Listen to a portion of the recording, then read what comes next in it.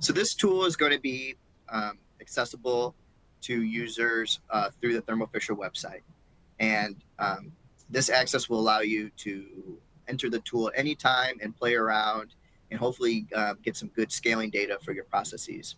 So you'll be able to access this tool from the Thermo Fisher website. And if you're a new user, you can request a password on the right there. That'll lead you to a short form that you can fill out to request a password.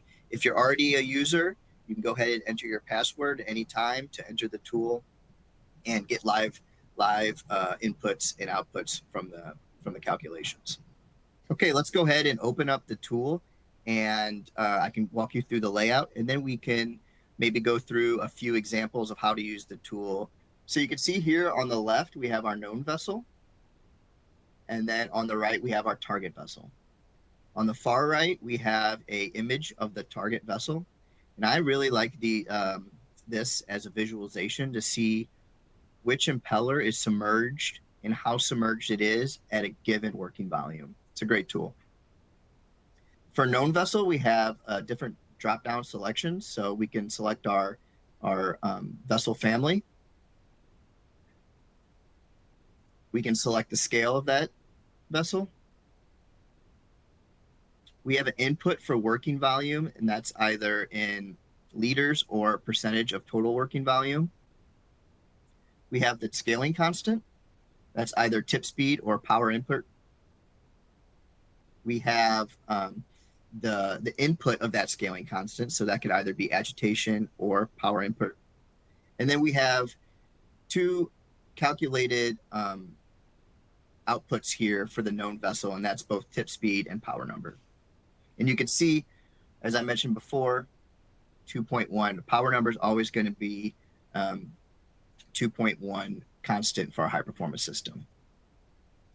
On the target vessel, we have our vessel selection again, the scale selection, working volume in liters or percentage of total working volume, and then our calculated RPM, power input, and tip speed. So let's go ahead and start a demo, and let's imagine that you're already a user of the DynaDrive system. You're operating a process in the 50 liters scale, maybe in a pilot lab, and you're ready to make the next step into manufacturing, and you're eventually going to be scaled up into a 5,000 liter DynaDrive. So in this case, we want to scale from our 50 liter to our 5,000 liter DynaDrive. So for our known vessel, I will select DynaDrive. I already have it selected here at a 50 liter scale. We're going to go ahead and say it's 100% working volume, and we're going to scale off power input. Let's say in this scenario where we found that 20 watts per meter cubed is a great power input for our process in the 50 liter DynaDrive. So we're going to scale off 20 watts per meter cubed. So we'll check this, we'll leave this at 20, and then we'll go ahead and change our scale of our DynaDrive to 5,000 liters.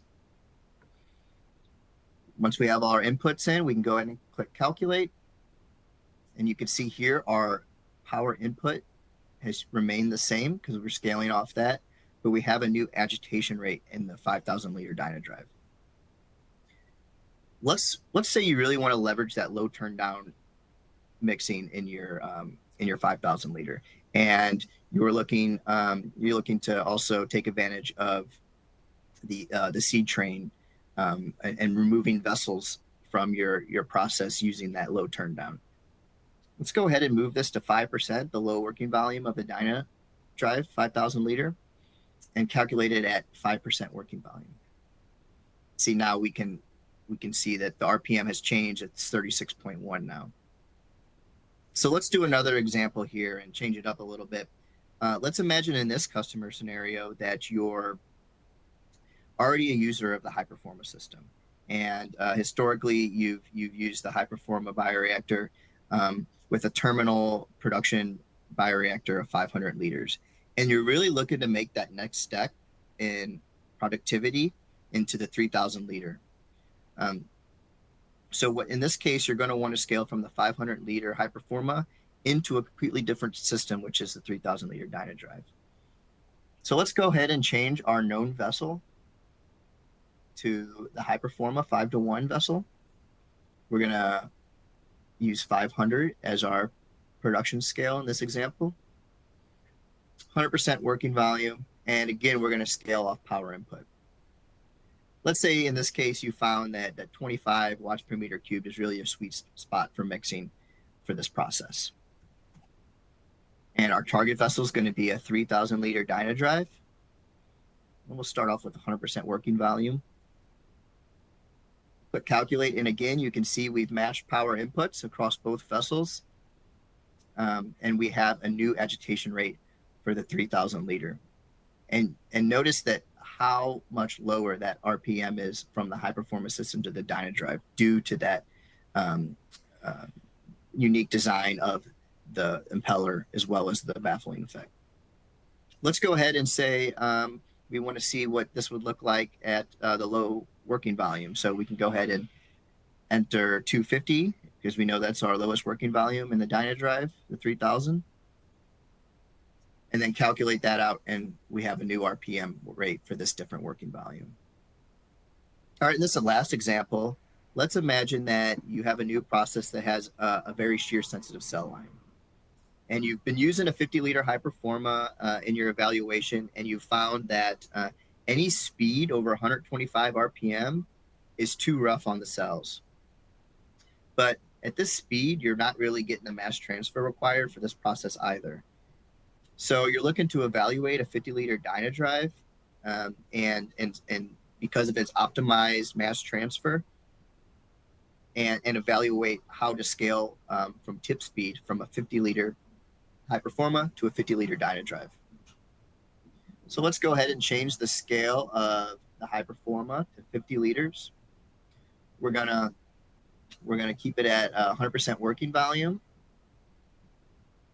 In this case, we're going to scale off tip speed. And we know that 125 is the highest we can get in that high-performance system.